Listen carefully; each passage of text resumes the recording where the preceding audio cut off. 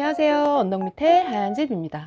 오늘은 아일렛 호스별 쓰임새와 북유럽 작두로 원단 재질에 따라 보다 튼튼하게 아일렛 다는 법 소개해 드리도록 하겠습니다. 아일렛은 안쪽 구멍과 맞닿는 내경과 바깥쪽 테두리 외경 사이즈에 따라서 1호, 여긴 없지만 2호, 3호, 5호, 9호, 21호를 일반적으로 사용하는데 숫자가 커질수록 아일렛 사이즈도 점점 커진다고 생각하시면 될 것 같고요. 자, 아일렛 구성은 이 기둥 부분과 납작한 마샤 부분을 하나의 쌍을 이뤄서 기둥에 마샤를 넣고 기둥을 맞물려서 사용을 하는 방식이에요. 아일렛 사이즈가 각기 다르기 때문에 여기에 사용되는 작두 몰드들도 아일렛 사이즈에 맞춰서 따로 구비를 해주셔야 되고요. 이거를 다 한꺼번에 구비할 필요는 없고 아일렛 내가 사용하는 사이즈에 맞춰서 그거만 따로 구비를 해주시면 돼요. 보통 이제 많이 사용하는 사이즈를 이제 제가 추천드리면 후드끈에 이제 들어간다 쳤을 때 아동은 보통 5호 아일렛, 그리고 성인 같은 경우에는 9호 사이즈를 많이 사용을 하는 편이긴 하거든요. 제가 미리 달아놓은 아일렛으로 이제 보여드리면 5호 아일렛 같은 경우에는 대신에 단점은 고무줄 집게로 넣을 순 없어요. 여기 들어가진 않거든요. 이럴 때는 보통 대바늘, 끈 끼우개 이런 걸로 이렇게 뒤에 이제 끈 넣어서 이렇게 넣는 편이고, 9호 아일렛에는 고무줄 집게가 이렇게 끝까지 들어가요. 그래서 끈을 끼우고 빼기가 좀 더 수월하긴 하죠. 그러니까 5호 같은 경우에는 가장 일반적으로 많이 쓰이는 사이즈, 그리고 색상도 더 유독 다른 사이즈에 비해서 다양한 것 같아요. 지금 제가 갖고 있는 것들도 보면 여기 있는 게 다 5호 사이즈거든요. 그러면은 보면은 5호 사이즈 아일렛이 유독 색상이 좀 다양하게 시중에 많이 나와 있는 편이에요. 자, 그렇고 그다음 21호 사이즈 같은 경우에는 소품에 보통 많이 사용을 하거나 아니면 간혹 가다가는 후드끈을 좀 두껍게 이제 포인트로 넣는 경우에도 21호를 사용하긴 하는데 자주 쓰는 사이즈는 아니기는 하죠. 그리고 1호 같은 경우에는 스트링끈 넣는 용도로는 1호 아일렛을 사용을 해요. 지금 이렇게 쉽게 넣고 빠지고 요거는 다 되거든요. 근데 사이즈가 작아서 이제 스트링끈 넣고 양쪽에 상침할 때 좀 더 많이 수월하긴 해요.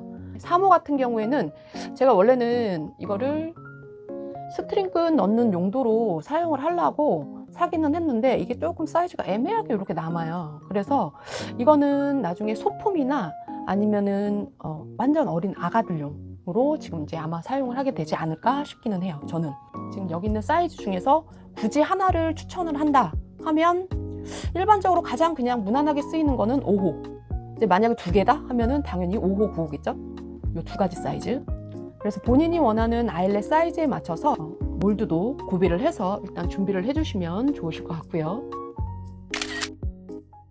북유럽 작두로 아일렛 달아줄 건데 작두 상단에 손잡이 조절 나사는 이렇게 밑에까지 쭉 내려오기 편하도록 저는 항상 이 부분은 빼놓고 사용하는 편이라 여기는 지금 빼놓은 상태고, 위 아랫 몰드 아직 장착하지 않은 상태로 일단 세팅은 돼 있어요. 자, 이렇게 돼 있고 아일렛은 9호 아일렛 사용하는 방법으로 보여드릴 거라 아일렛 몰드도 9호 몰드 이렇게 준비해서 있어요.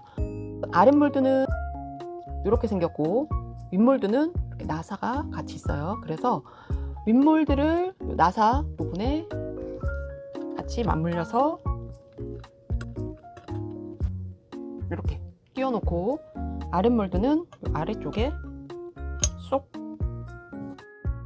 이렇게 세팅을 해놓고, 직기원단에 아일렛 기둥이 들어갈 구멍을 먼저 뚫어주는데 이 구멍 사이즈는 아일렛 기둥의 내경, 이 안쪽 내경 사이즈보다 한 2mm 정도만 작게 해서 준비를 이렇게 해주세요. 만약에 이 구멍 사이즈가 너무 작으면 이 직기원단 자체가 이렇게 스판이 없기 때문에 이 기둥 부분이 아예 들어가지가 않아요. 그러니까 이 내경 사이즈보다 한 2mm 정도만 작게 해서 이렇게 구멍을 먼저 뚫어주시고, 그리고 난 다음에 겉면에서 안쪽 면으로 요 기둥 있는 요 부분을 겉에서 안쪽으로 이렇게 넣어놓은 상태에서 요 납작한 와샤가 보면 이렇게 볼록한 부분이 있고 안쪽으로 오목한 부분이 있어요. 그래서 이 볼록한 부분이 보이게 안쪽에서 이 기둥 부분을 서로 맞물리게 이렇게 넣어주세요. 자, 이렇게 넣어놓은 상태에서 겉면이 바닥 쪽에 요 아랫몰드에 맞닿게 해서 손잡이를 그대로 꾹 눌러주세요. 그러면 안쪽 면, 겉쪽 면. 자, 심지를 안 한 부분도 다시 한번 해볼게요. 복습하는 과정이라고 생각하시고 봐주셔도 될 것 같아요. 자, 겉면에서 기둥 부분을 안쪽 면으로 이렇게 넣어주고, 와샤의 볼록한 부분을 안쪽에서 이렇게 보이게 이렇게 세팅. 그리고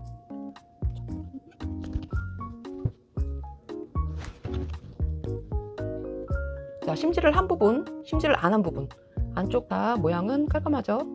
자, 근데 여기서 이제 심지를 해야 되냐 말아야 되냐, 이 부분 때문에 제가 이 두 가지를 다 보여드렸는데, 자, 잡아 당겨봤어요. 원단 안쪽에 심지를 한 것과 안 한 것 모두 원단 자체에 스판이 없기 때문에 아이렛이 쉽게 빠져나가지 않고 튼튼하게 이렇게 잘 달려 있어요. 그래서 원단 구멍에 아이렛 기둥 넣을 때 올이 정말 심하게 풀리는 원단만 아니라면 스판 없는 직기 원단엔 심지 작업 없이 처음에 원단에 구멍 뚫을 때만 아이렛 내경 사이즈보다 2mm 적게 구멍 뚫어서 작업해 주시면 좋으실 것 같다는 거 참고해 주시면 좋으실 것 같고요.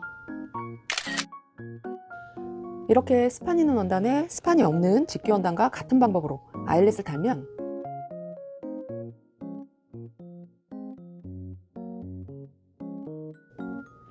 자, 이렇게 당겨봤을 때 원단의 스판성 때문에 아이렛 주변이 이렇게 조금만 힘을 줘도, 자 보세요, 옆에가 이렇게 빠져버리죠.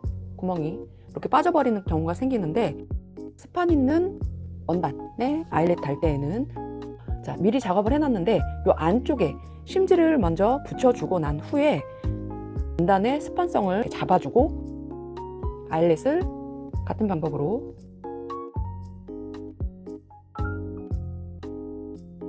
이렇게 달아주면 아까랑 비교해봤을 때 이렇게 빠져나가지 않죠. 심지 작업 한 부분, 자, 심지 작업 안 했던 부분, 추가로 매번 심지 작업하기 번거로울 경우에는 아일렛 전용 고무화샤를 사용하는데, 자, 얘는 5호, 얘는 9호용 고무화샤예요. 자, 5호, 9호 기둥 부분에 자 5호 와샤 이렇게 넣어주고 9호 아일렛에 자, 기둥 부분에 이렇게 고무화샤 넣어준 모습.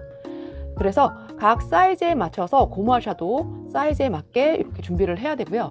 고무화샤 이용해서 아일렛 달 때에는 원하는 부위에 그냥 아주 작게만, 크게 할 필요 없어요. 어차피 이 스판 있는 원단 자체가 스판 때문에 구멍이 커지기 때문에 자, 이렇게 벌렸을 때 이 정도, 지금 아주 작게 드러났어요.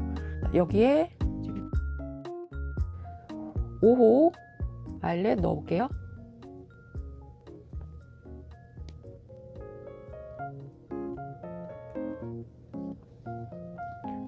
와샤를 이때 원단 겉에서 안쪽으로 기둥 넣어 놓고 난 다음에 이 기둥 안쪽에 다시 한번 이 고무화샤를 자 이렇게 한 번 더 넣어주는 거예요. 그래서 원단이 늘어지는 거를 이 고무화샤가 이렇게 잡아주는 거예요. 이 위에 이제 다시 한번 자, 와샤를 이렇게 넣어주고, 그리고 난 후에 지금 심시 작업 안 했죠? 꾹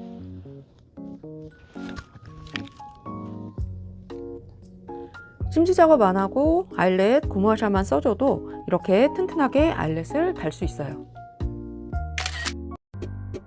이렇게 해서 부드럽 작두 이용해 아일렛 다는 방법이었고요. 과정 참고하셔서 앞으로는 사용될 원단에 따라 보다 튼튼하게 아일렛 작업 하시기 바랍니다. 수고하셨습니다.